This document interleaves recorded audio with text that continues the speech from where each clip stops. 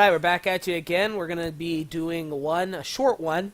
I actually just talked to somebody on the Steam forums about this. This is that he said, oh my goodness, I have to have so much more constitution and bodybuilding and willpower.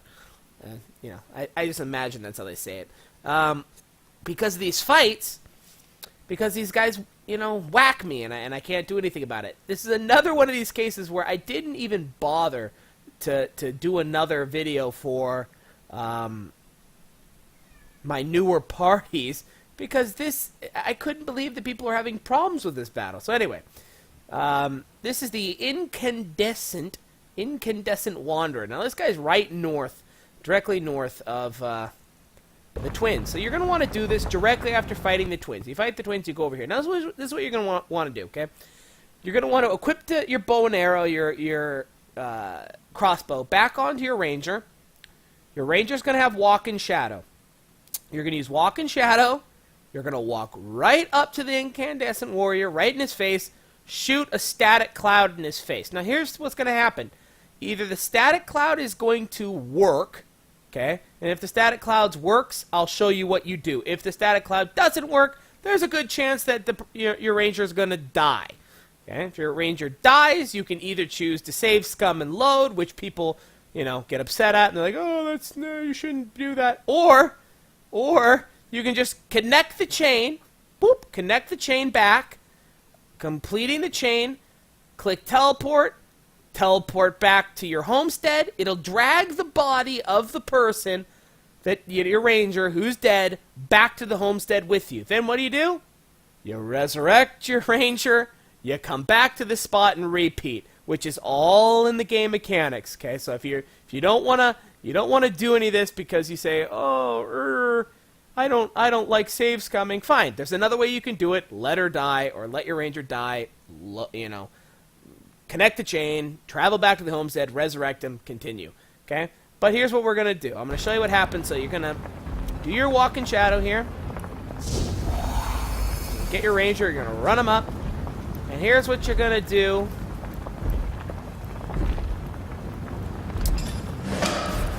Okay, I did my quick save right there.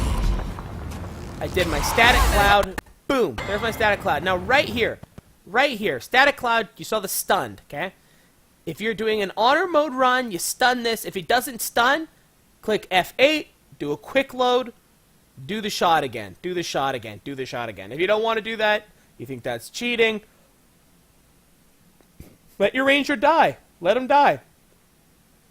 Let him die. Connect the chain. Travel back. Because these guys are far enough out of the battle that they're not going to get involved in this. Okay? But, in this case, guess what? First shot. Stun worked. We're here. Okay, now what are we going to do? I'll tell you what we're going to do. We're going to then use the pyramid.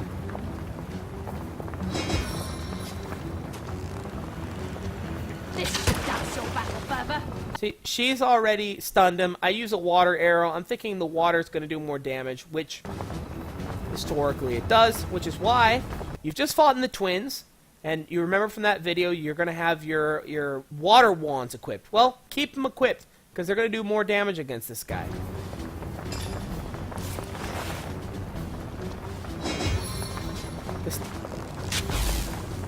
The static cloud, for some reason, disappeared here. I don't understand why it disappeared, so I'm just going to put another one here just in case. Now, what this enables you to do with this static cloud here, even if this guy comes out of the stun in 2 turns and turns around to summon his followers, he's going to stun himself again. And if he doesn't, he's still going to summon his followers in the static cloud, okay? Which is not going to do anything, right? Is not going to do anything, because they're stunned, they're not going to be able to go out anywhere, okay? So, don't worry about that. So now what do? Okay, we've set this up. I'm going to go back to these 3. I'm feeling confident about this setup. I'm going to get my pyramid, use it. You've seen this tactic before. You've seen it because it works. Boom, my guys are here. They're all in the fight. Then what do? Use your wands, take it down as fast as possible. As you see, the water will do massive amounts of damage. Now this group, as I've said, this group is my weaker of the 2 groups, meaning I'm not even, you saw my other group, they were doing 150 per water wand. These guys are doing half as much damage. Okay, half as much damage. The reason is I didn't craft water wands for these people. I just kept them. 132. You see this? Now look how much life he has. He's still stunned for 1 turn. Well, what are we going to do? Ice arrows. Why? Because I think they'll do more damage than the water, and they did. They did. Perfect. Now what are we going to do?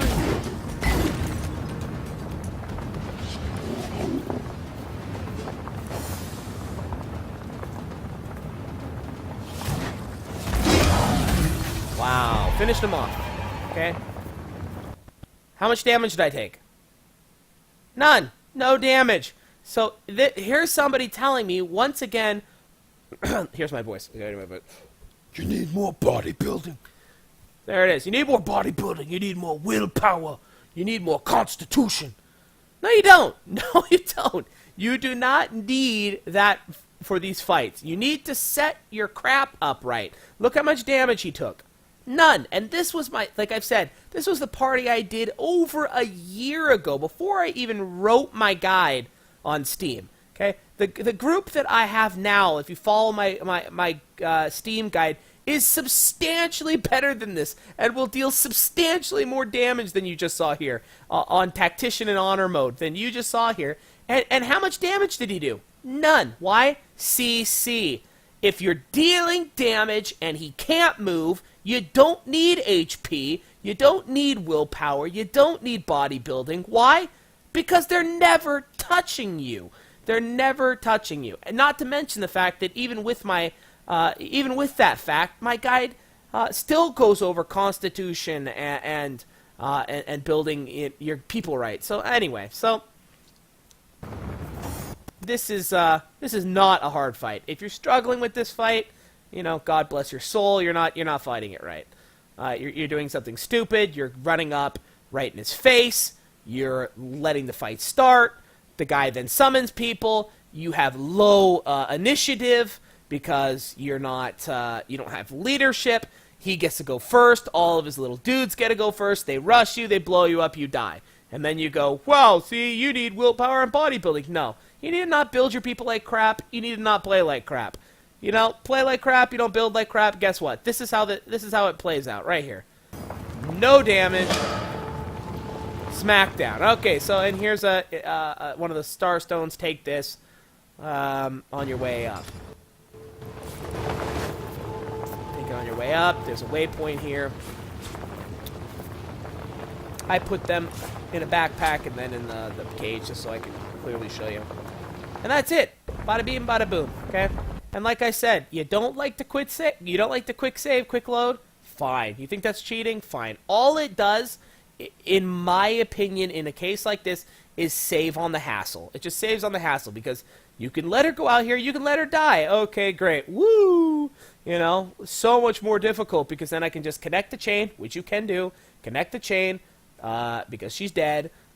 Teleport. I have done this. Teleport back to your homestead. The dead body from over here will be dragged into a safe distance at the homestead. Resurrect the dead body. Travel back to this location and do the thing again. And then you say, well, yeah, but the resurrect scrolls cost you something. No, they don't. And as I'll show you in my later videos, by the end of the game, I will have more than 3 piles of gold that are max 9. I don't even know what it is. 999,000 or 99,999. I don't know what it is. Massive amounts of gold. Everyone sells resurrection scrolls. It is just a hassle. You know, you're not going to run out of resurrect scrolls. So anyway, here it is. Hope you enjoyed. Hopefully I offended you thoroughly if this guy beat you down. And anyway, thanks for watching, and we're going to go on to the next one.